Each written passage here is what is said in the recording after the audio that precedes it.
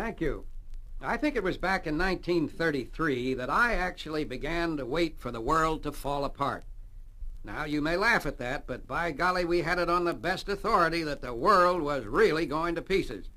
We heard it on the radio. There was always a crisis, which, if it didn't straighten out, was going to be the end of us all.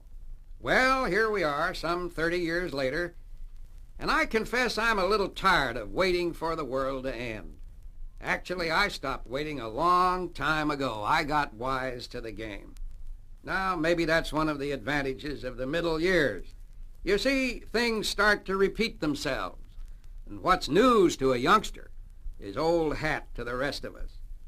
Of course, it's a little bit more difficult with television. With trembling fingers, you turn on television at 11 o'clock at night just to make sure the world is still there. Then some perky young fellow pops onto the screen, and you say to yourself, well, at least he looks safe and sound. Except he's not so sure about everybody else, and he's got a bunch of pretty horrible films to show you to back up the bad news. We're in a crisis, he says. Well, when I hear that, I turn to my wife and tell her, what do you know, we're in a crisis. Let's go to bed. Trouble is, after that 11th hour lullaby, not all of us can get to sleep.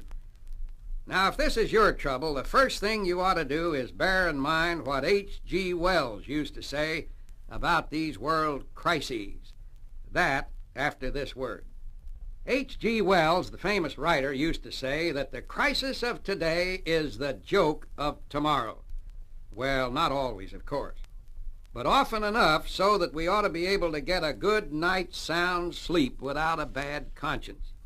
Now, by no means am I suggesting we ought to ignore what's going on in the world, even if it is falling apart at the seams.